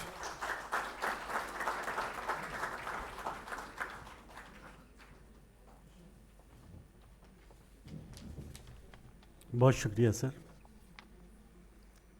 आइए दोस्तों, अब इस सिलसिले को आगे बढ़ाते हैं. अब समाअत करने का वक्त है जनाब महमूद फ़ारूक़ी साहब को. Mahmood Farooqui writer, film maker, director और दास्तान गो की हैसियत से जाने जाते हैं. उन्होंने अनुषा रिजवी के साथ मिलकर पीपली लाइव जैसी फिल्म भी बनाई जो हमेशा याद रखी जाती है. सदियों तक मकबूल रहे दास्तान गोई के फ़न को हमारे अहद में दोबारा ज़िंदा करने का सहरा भी उन्हीं के सर जाता है. महमूद फ़ारूक़ी शेर व अदब से भी ख़ास लगाव रखते हैं. हमारी खुशकिस्मती है कि वो आज हमारे दरमियान मौजूद हैं. मैं गुजारिश करता हूँ कि वो तशरीफ़ लाएं और हमसे मुखातिब हों. जनाब महमूद फ़ारूक़ी. बहुत शुक्रिया आज़म साहब. मुझ हीच मदान को, मेरा ख़्याल है यहाँ जितने लोग मौजूद हैं उनमें से शायद गालिब के बारे में मुझे आप में से सब में ज़्यादा से बहुत कम आता है. तो मुझे हीच मदान को नजीब साहब ने यहाँ दावत दी, आप लोगों ने मुझे दावत दी, मैं बहुत शुक्रगुज़ार हूँ. मुझे बहुत इत्मीनान इस बात का है कि मुझसे कहीं ज़्यादा जानने वाले जो लोग यहाँ थे वो एक एक करके चले गए हैं. प्रोफेसर अख्तरुल वासी चले गए, आफ्ताब अहमद साहब चले गए, अशोक वाजपेयी, मृणाल पांडे चली गई, सदीक़ साहब बैठे हैं. तो मैं इस वजह से मेरी जो वो थी हिचक वो थोड़ी सी कम हुई है, लेकिन फिर भी मैं जो है वो बहुत न्याज़मंदाना कुछ बातें रखूँगा. और जैसा उन्होंने अर्ज़ किया वो बातें मेरी अपनी नहीं हैं. ये बातें नजीब साहब को गालिब वरसे में मिले और मुझे शम्सुर रहमान फ़ारूक़ी वरसे में मिले. तो उन्होंने गालिब का तर्जुमा किया और मैं शम्सुर रहमान फ़ारूक़ी साहब की कुछ बातें आप तक पहुँचाऊँगा गालिब के हवाले से. तो उसके पहले मैं एक हस्बे हाल शेर से बात शुरू करता हूँ कि रुसवाए दहर गो हुए आवारगी से तुम, रुसवाए दहर गो हुए आवारगी से तुम, बारे तबीयतों के तो चालाक हो गए. और क्या उम्दा तर्जुमा इसका किया है नजीब साहब ने. यो वेवर्डनेस brought you not to right he, yo वेवर्डनेस brought you not to right he, stripped away it made your nature cunning as well. बारे तबीयतों के तो चालाक हो गए. तो मैं मिर्ज़ा गालिब पे दो चार बातें आपके सामने रखना चाहता हूँ. और वो दो चार बातें यहाँ से शुरू होती हैं कि गालिब ज़ाहिर सी बात है हमारी तहज़ीब के और शायद हमारे मुल्क के सबसे ज़्यादा मकबूल शायर हैं. वो लोग जिन्होंने किसी और शायर का नाम नहीं सुना उन्होंने भी गालिब का नाम सुना है. वो लोग जो शायद अगर आप हिंदुस्तान में, मेरा ये दावा है कि आप सड़क पे पकड़ के किसी से पूछें कि किसी एक कवि या शायर का नाम बताओ तो मेरा ख्याल है ज़्यादातर लोग गालिब का ही नाम लेंगे. किसी और ज़बान के किसी और शायर को उतनी मकबूलियत उर्फ़ आम में नहीं हासिल हुई है जितनी गालिब को हासिल हुई है. तो ऐसी क्या चीज़ है गालिब में कि उर्दू के, और बहुत से ऐसे लोग हैं जिनको गालिब के अलावा उर्दू के किसी और शायर का नाम नहीं पता. अगर आप उनको प्रूव करें तो मुझे लगता है ऐसे बहुत से लोग होंगे, यहाँ नहीं लेकिन शहर में या हिंदुस्तान में ऐसे बहुत से लोग होंगे जिनको गालिब के अलावा किसी उर्दू शायर का नाम नहीं पता, या शायद गालिब के अलावा किसी और पोइट का नाम भी नहीं पता. क्योंकि आज भी मैं जिस स्कूल में था वो बड़ा लेटेस्ट बोर्डिंग स्कूल था. वहाँ पे अगर कोई शायरी टाइप की कुछ बात करना चाहता था तो यही कह देते, अरे मिर्ज़ा गालिब आ गए, मिर्ज़ा गालिब आ गए. किसी भी तरह की शायराना आवाज़ शुरू होती है, अरे मिर्ज़ा गालिब आ गए, अरे मिर्ज़ा गालिब मत बनो, अरे मिर्ज़ा गालिब मत बनो. तो ये गालिब अपनी शख्सियत, अपनी ज़बान, अपने अहद, अपने कल्चर से आगे उठ के एक नुमाइंदा बन चुके हैं शायरी के.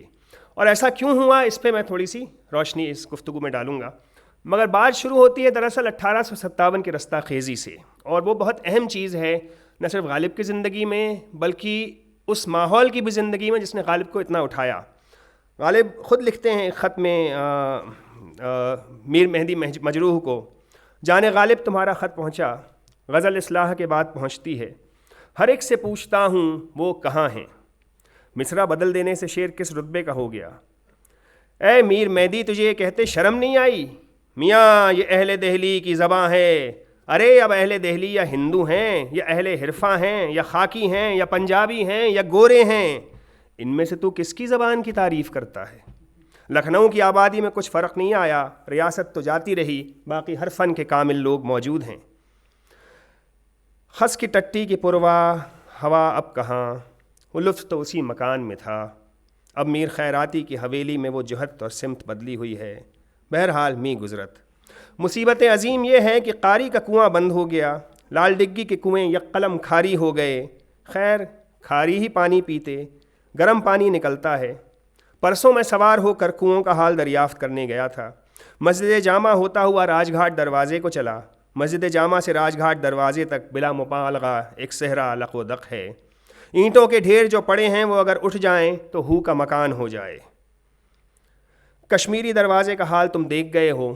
اب آہنی سڑک کے واسطے کلکتہ دروازے سے کابلی دروازے تک میدان ہو گیا.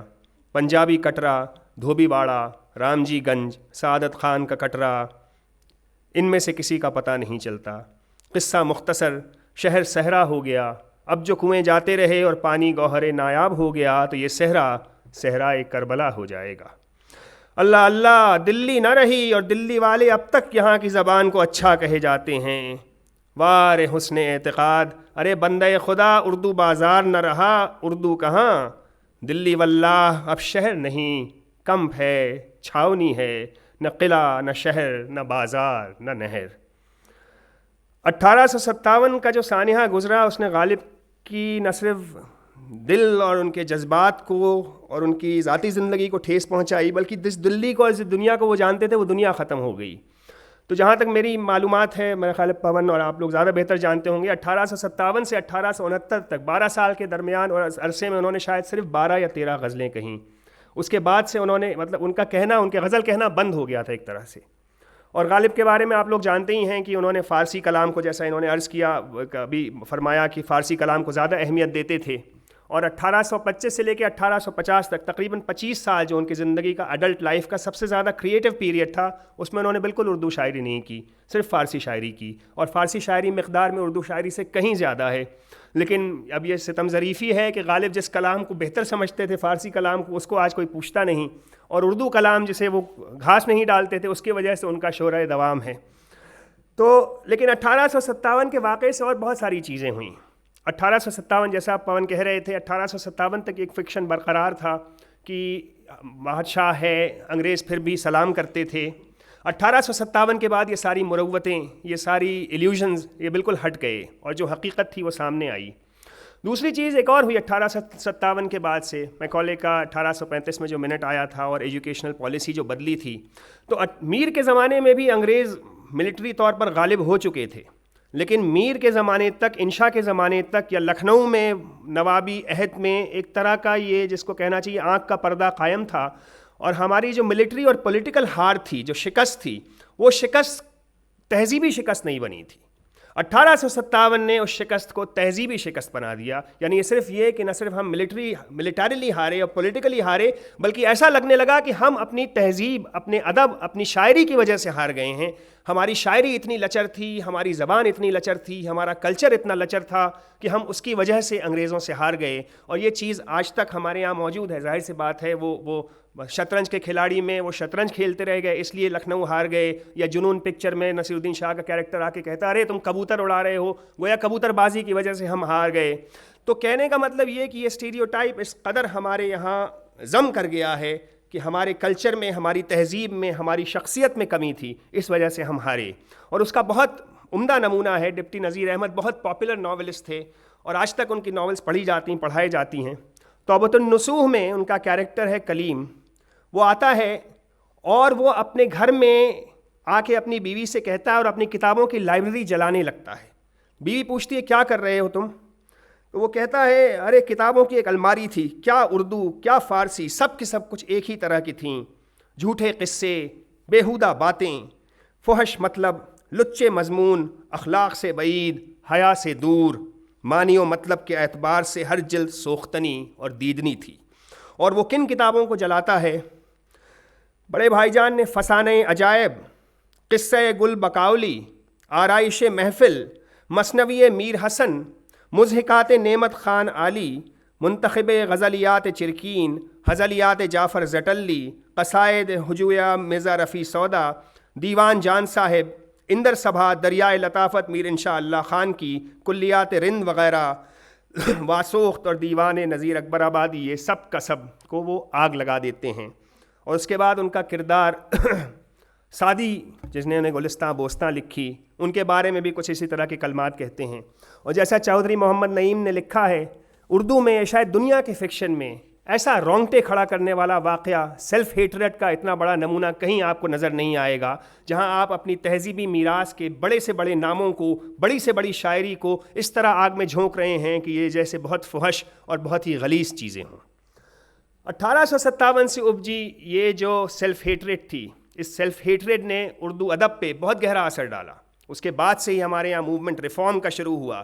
تو ریفارم، سوشل ریفارم کا مطلب ہوا کہ اپنے ادب کو ریفارم کرو. تمہارے ادب میں کمی تھی، تو حالی، سر سید، شبلی نعمانی بعد میں، اور محمد حسین آزاد، ان سب لوگوں نے مل کر ہمارے ادب کو ریفارم کرنے کی کوشش کی، ہمارے ادب کو نیچری یعنی نیچرل بنانے کی کوشش کی، کیونکہ ان کا خیال تھا کہ ہمارا ادب بہت آرٹیفیشل ہے، ہمارے شاعر کہاں ایران توران کی قلابیں ملاتے ہیں، جو اصل زندگی ہے اس کے قریب نہیں جاتے ہیں. یہ ان کا مفروضہ تھا. تو ان ساری چیزوں کے باوجود غالب بچ گئے. ایسا کیوں ہوا کہ حالی جنہوں نے یہاں تک کہا تھا کہ یہ شعر و قصائد کا ناپاک دفتر، یہ شعر و قصائد کا ناپاک دفتر عفونت میں سنڈاس ہے جس سے بہتر، یعنی یہ جو تمہارا شعر و قصائد کا دفتر ہے یہ اتنا سٹنگ کرتا ہے کہ لیبارٹری کی سٹنگ بھی اس سے بہتر ہے. اتنا سب کہنے کے باوجود بھی حالی نے یادگار غالب لکھا. تو کوئی بات حالی کو نظر آئی غالب میں. وہ کیا بات تھی جس کو حالی پیش کرنا چاہتے تھے اور کیوں انہوں نے اس طرح سے پیش کیا، وہ بہت اہم چیز ہے. اور فاروقی صاحب اس کے بارے میں لکھتے ہیں، تو میں اس کی دو منٹ آپ کو پڑھنا چاہتا ہوں کہ بغاوت 1857 کے بعد ہندوستان کی سیاسی صورتحال تھوڑی بہت، اور ہندوستان میں انگریزوں کی ثقافتی صورتحال بہت کچھ بدلی. غالب فارسی شاعری میں ہندوستان کے کسی بھی شاعر کا سوائے خسرو اور تھوڑی بہت فیضی اور بیدل کو کسی کو اہمیت نہیں دیتے تھے. ان کا کہنا تھا کہ یہ سب ان لوگوں کو فارسی نہیں آتی کیونکہ یہ اہل زبان نہیں ہیں. ہاں مجھے آتی ہے فارسی کیونکہ میں نے ایک فارسی کے استاد سے سیکھی تھی، ایرانی سے. مگر شبلی نے 50 سال بعد جب تاریخ شعر عجم لکھی 5 والیوم میں، تو انہوں نے غالب کو بھی نکال دیا، کیا کہ ان کو بھی فارسی نہیں آتی تھی. تو غالب نے جو ہمارے یہاں ایک کمپلیکس پیدا کیا کہ ہم لوگوں کو فارسی نہیں آتی، اس کے بہت سے اثرات ہیں، میں ان میں ابھی نہیں جانا چاہتا، وہ الگ بحث ہے. لیکن اس کا وہ نتیجہ یہ ہوا کہ حالی نے جو کہا، بنیادی بات یہ ہے کہ غالب کے یہاں، حالی نے جو چنا کہ غالب کے یہاں اصلیت اور جوش کی فراوانی ہے، یعنی ان کی شاعری سچی ہے، روایتی اردو فارسی شاعری کی طرح جھوٹ اور مبالغے پر مبنی نہیں. غالب کے یہاں فکر اور تفحص کائنات کا عنصر نمایاں ہے. غالب کو روایت کا احترام ہے، لیکن وہ اندھے روایت پرست نہیں، بلکہ اپنی راہ نکالنا آپ پسند کرتے ہیں. یہ تینوں کی تینوں باتیں 20ویں صدی کے شعروں میں نقد غالب کا وظیفہ رہی ہیں اور کتابی تنقید میں آج بھی نمایاں ہیں. حالی کی اس بات کو تو کسی نے نہ مانا کہ غالب کی فارسی اہل زبان اور ایرانیوں کے ہم پلہ ہے، لیکن ان کی یہ بات بہت چلی کہ غالب کا تذکرہ مغربی شعراء کے ساتھ ہو سکتا ہے. مغربی طرز تنقید سے غالب کو جانچیں تو غالب کا پلہ ہلکا نظر نہ آئے گا. اور غالب کا مطالعہ اس لیے بھی ضروری ہے کہ مانا کہ انگلش لٹریچر ترقی منتہائے کمال کو پہنچ گئی ہے اور ہمارے لٹریچر نے اس کی بدولت کچھ عرصے سے آگے قدم بڑھانا شروع کر دیا ہے. بہرطور حالی نے اور بجنوری صاحب نے، جنہوں نے جیسا کہا کہ وید مقدس غالب کو ترجیح دی، تو ان لوگوں نے یہ ایک حالی اور بجنوری کے قائم کردہ غالب کی نئی تنقید سے غالب اور کلاسیکی اردو فارسی شاعری کو جہاں بہت سے نقصان ہوئے، وہاں کئی فائدے بھی ہوئے. سب سے پہلا فائدہ تو یہ ہوا کہ غالب کو مغربی شاعر کی طرح پڑھا جانے لگا اور ان کے موازنے بیدل اور عرفی اور طالب عاملی سے زیادہ گوئٹے اور ورڈزورتھ اور شیکسپیئر سے ہونے لگے. یعنی غالب کو مغربی ایوان میں بٹھا کر دیکھنا ممکن ہو سکا. اس کا سب سے بڑا فائدہ مغربی طالب علموں اور ماہرین کو ہوا جن کے لیے کلاسیکی یا روایتی طرز کا مطالعہ بے سود یا نامفہوم یا بہت مشکل تھا. پھر یہی بات اردو اور فارسی کے ہندوستانی طالب علموں اور نقادوں پر صادق آنے لگی. یعنی غالب ہمارے لیے ہندوستانی شاعر بھی رہے اور مغربی شاعر بھی بن گئے. فلسفہ کلام غالب کی شاعری میں خودداری، خود پسندی، الو ہمتی، بلند حوصلگی، غالب اور انسان دوستی وغیرہ موضوعات کا چلن ہوا اور غالب کو سمجھنے کے لیے کسی داخلی اندرونی نظارے یعنی انسائڈرز ویو کی ضرورت نہ رہی. میں نے ابھی پچھلے ہفتے مظفر عالم کی بہت ہی عمدہ کتاب پڑھی. ہمارے بہت بڑے مورخ ہیں دا مغلز اینڈ دا صوفیز. اس میں طرح طرح کے جو صوفی ہندوستان میں ہوئے ہیں اور مغلوں کے ساتھ ان کا کیا تعلق رہا، اس پہ انہوں نے کافی بحث کی ہے. اس میں سے ایک روشن آرا اورنگزیب کی بہن شاہ جہاں کی بیٹی تھی، تو اس کے جو صوفی پیر تھے جو اس کو خطوط لکھتے تھے، اس کا انہوں نے تذکرہ کیا ہے. تو مجددی جو صوفی تھے ان کے یہاں، نقشبندی مجددی، ان کے یہاں اس بات کا ذکر ہے کہ روشن آرا has thus already experienced that vision, the result of what the Mujaddidis term seclusion in a public gathering. خلوت در انجمن ہے آدمی بجائے خود ایک محشر خیال، ہم انجمن سمجھتے ہیں خلوت ہی کیوں نہ ہو. یہ شعر ہم پڑھ سکتے ہیں، اس پہ ہم سر دھن سکتے ہیں کہ دیکھیے غالب نے کیا بات کہی کہ آدمی کے اندر خود اتنے خیالات ہیں کہ آدمی اکیلا ہوتا ہوا بھی پوری انجمن میں ہے.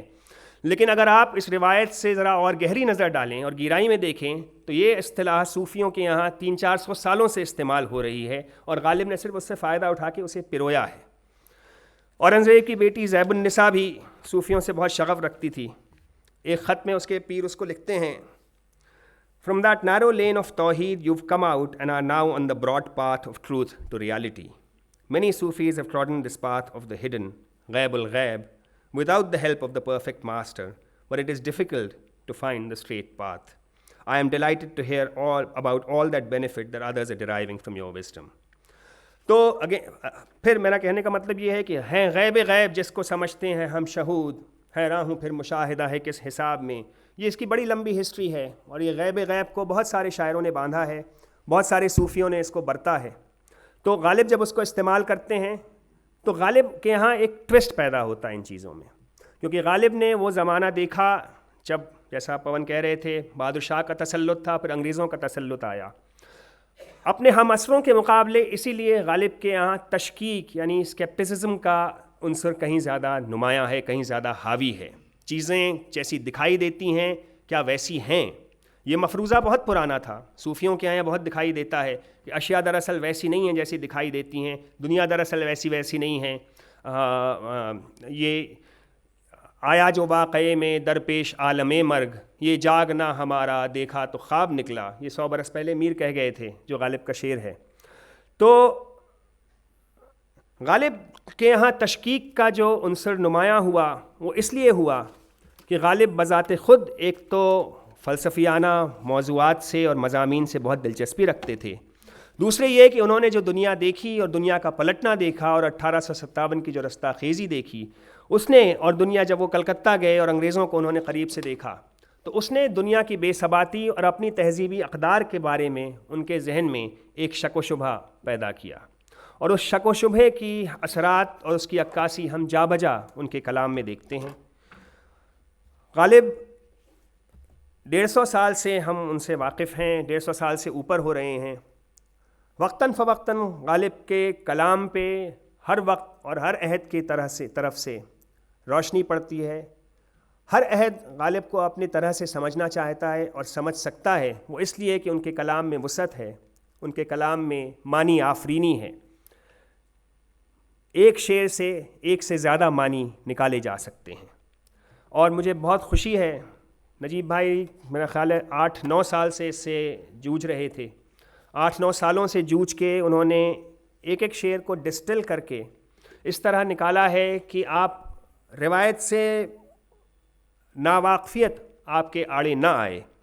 حالانکہ میں یہ سمجھتا ہوں کہ روایت سے واقفیت بہت ضروری ہے، تبھی ہم گل و بلبل کا، ہم تمام طرح کے استعاروں کا مطلب پوری طرح سمجھ سکتے ہیں، کیونکہ یہ شاعری کنونشن کی شاعری ہے، اور پوری طرح کنونشن کو جانے بغیر ہم اس سے لطف اندوز تو ہو سکتے ہیں، لیکن اس کو پوری طرح سمجھنے کے لیے جیسے کلاسیکل میوزک ہے، ہم اس کو جانے بغیر بھی لطف اندوز ہو سکتے ہیں، مگر اسے پوری طرح سمجھنے کے لیے اس روایت سے تھوڑا سا واقفیت بھی ضروری ہے.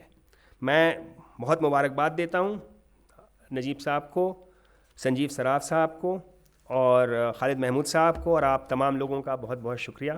بہت میری مبارکباد، اور مجھے یقین ہے یہ کتاب بہت کامیاب ہوگی.